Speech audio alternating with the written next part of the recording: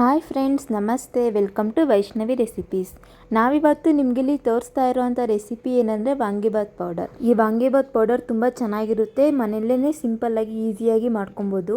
ಯಾರಾದರೂ ನಮ್ಮ ಚಾನಲ್ನ ಹೊಸದಾಗಿ ನೋಡ್ತಾ ಇದ್ದರೆ ಸಬ್ಸ್ಕ್ರೈಬ್ ಮಾಡ್ಕೊಳ್ಳಿ. ಮತ್ತು ಯಾರಾದರೂ ನಮ್ಮ ಚಾನಲ್ನ ಸಬ್ಸ್ಕ್ರೈಬ್ ಮಾಡದೆ ಹಾಗೆ ನೋಡ್ತಾ ಇದ್ದರೆ ನೀವು ಕೂಡ ಸಬ್ಸ್ಕ್ರೈಬ್ ಮಾಡ್ಕೊಳ್ಳಿ. ಹಾಗೆ ಪಕ್ಕದಲ್ಲಿರೋ ಬೆಲ್ ಐಕನ್ನ ಕ್ಲಿಕ್ ಮಾಡಿ.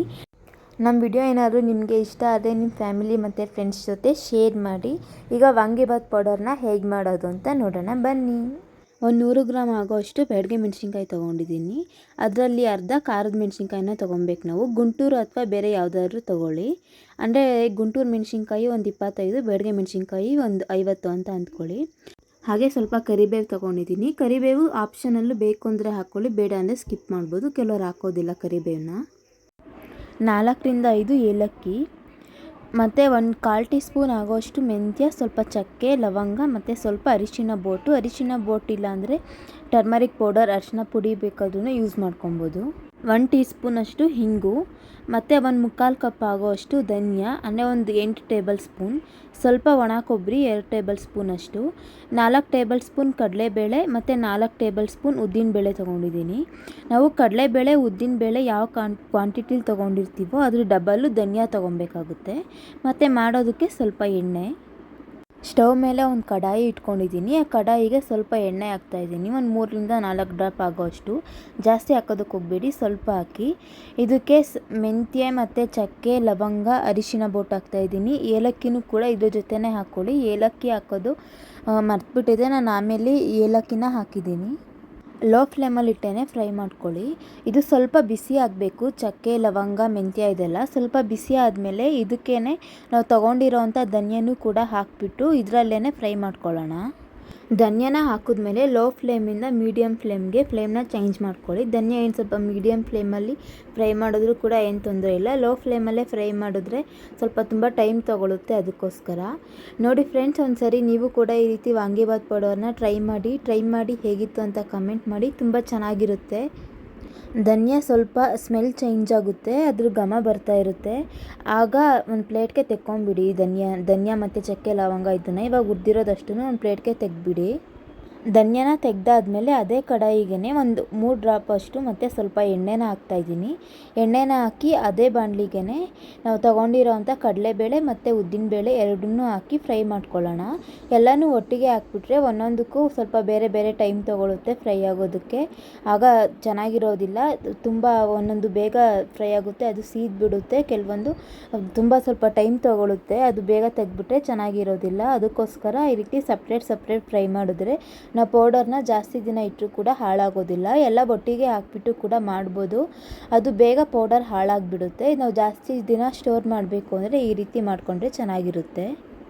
ನೀವು ಕಡಲೆಬೇಳೆ ಮತ್ತು ಉದ್ದಿನಬೇಳೆನ ಫ್ರೈ ಮಾಡಬೇಕಾದ್ರೆ ಮೀಡಿಯಮ್ ಫ್ಲೇಮ್ ಟು ಲೋ ಫ್ಲೇಮಲ್ಲಿ ಇಟ್ಕೊಂಡೇ ಫ್ರೈ ಮಾಡ್ಕೊಳ್ಳಿ. ಹೈ ಫ್ಲೇಮ್ ಬೇಡ. ನೋಡಿ, ಗೋಲ್ಡನ್ ಕಲರ್ ಬರುತ್ತೆ ಅಲ್ಲಿವರೆಗೂ ಫ್ರೈ ಮಾಡ್ಕೊಳ್ಳಿ.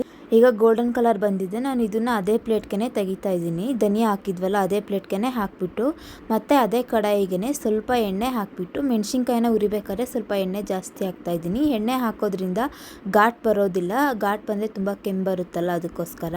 ಫಸ್ಟು ಬ್ಯಾಡಗೆ ಮೆಣಸಿನ್ಕಾಯಿನ ಹಾಕಿಬಿಟ್ಟು ಹುರ್ಕೊಂಡ್ಬಿಡ್ತೀನಿ. ಎರಡನ್ನೂ ಒಟ್ಟಿಗೆ ಹಾಕಿದ್ರೆ ಗುಂಟೂರು ಮೆಣಸಿನ್ಕಾಯಿ ಸೀದ್ಬಿಡುತ್ತೆ, ಬ್ಯಾಡಗೆ ಮೆಣಸಿನ್ಕಾಯಿ ಸ್ವಲ್ಪ ಹಾಗೇ ಇರುತ್ತೆ. ಅದಕ್ಕೋಸ್ಕರ ಫಸ್ಟು ಬ್ಯಾಡಗೆ ಮೆಣಸಿನ್ಕಾಯಿನ ಹುರಿದ್ಬಿಟ್ಟು ಆಮೇಲೆ ಗುಂಟೂರು ಮೆಣಸಿನ್ಕಾಯಿನ ಹುರಿತೀನಿ.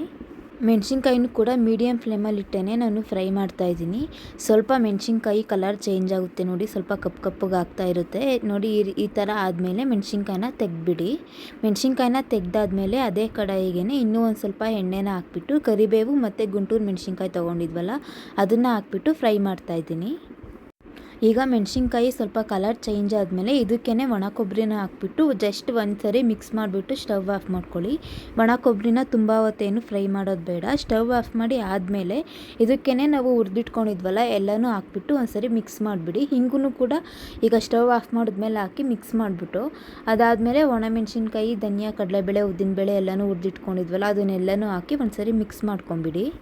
ಎಲ್ಲನೂ ಮಿಕ್ಸ್ ಮಾಡಿ ಬಿಸಿಲೇನಾದರೂ ಇದ್ದರೆ ಸ್ವಲ್ಪ ಹೊತ್ತು ಬಿಸಿಲಲ್ಲಿಡಿ. ಈಗ ಮಳೆ ಇರೋದ್ರಿಂದ ಬಿಸಿಲು ಸ್ವಲ್ಪ ಕಡಿಮೆನೇ.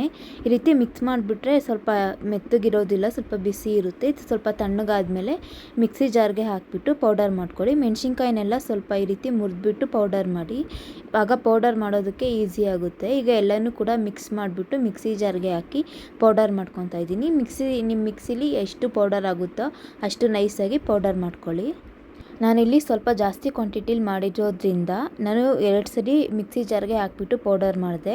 2 ಸರಿ ನಾವು ಪೌಡರ್ ಮಾಡಿರೋದ್ರಿಂದ ಕರೆಕ್ಟಾಗಿ ಮಿಕ್ಸ್ ಆಗಿರೋದಿಲ್ಲ. ಪೌಡರ್ ಮಾಡಿದ್ಮೇಲೆ ಎರಡನ್ನೂ ಕೂಡ ಒಟ್ಟಿಗೆ ಹಾಕಿಬಿಟ್ಟು ಮಿಕ್ಸ್ ಮಾಡಿಬಿಡಿ. ಮಿಕ್ಸ್ ಮಾಡಿ ಸ್ವಲ್ಪ ತಣ್ಣಗಾದ್ಮೇಲೆ ಯಾವುದಾದ್ರೂ ಒಂದು ಏರ್ ಟೈಟ್ ಕಂಟೈನರ್ಗೆ ಹಾಕಿಬಿಟ್ಟು ಕ್ಲೋಸ್ ಮಾಡಿ ಇಟ್ಕೊಳ್ಳಿ. ಆಗ ತುಂಬ ದಿನ ಸ್ಟೋರ್ ಮಾಡ್ಬೋದು, ಪೌಡರ್ ಕೂಡ ಕೆಡೋದಿಲ್ಲ. ನೋಡಿ, ಇಷ್ಟೇ ವಾಂಗಿಬಾತ್ ಪೌಡರು. ತುಂಬ ಬೇಗನೆ ಆಗುತ್ತೆ, ಮನೆಯಲ್ಲೇ ಮಾಡ್ಕೊಬೋದು, ತುಂಬ ಚೆನ್ನಾಗಿರುತ್ತೆ. ಒಂದ್ಸರಿ ಟ್ರೈ ಮಾಡಿ, ನೀವೂ ಟ್ರೈ ಮಾಡಿ ಹೇಗಿತ್ತು ಅಂತ ಕಮೆಂಟ್ ಮಾಡಿ. ನಮ್ಮ ವಿಡಿಯೋ ನಿಮ್ಗೆ ಇಷ್ಟ ಆದರೆ ನಿಮ್ಮ ಫ್ಯಾಮಿಲಿ ಮತ್ತು ಫ್ರೆಂಡ್ಸ್ ಜೊತೆ ಶೇರ್ ಮಾಡಿ, ಸಬ್ಸ್ಕ್ರೈಬ್ ಮಾಡಿ, ಲೈಕ್ ಮಾಡಿ. Thank you.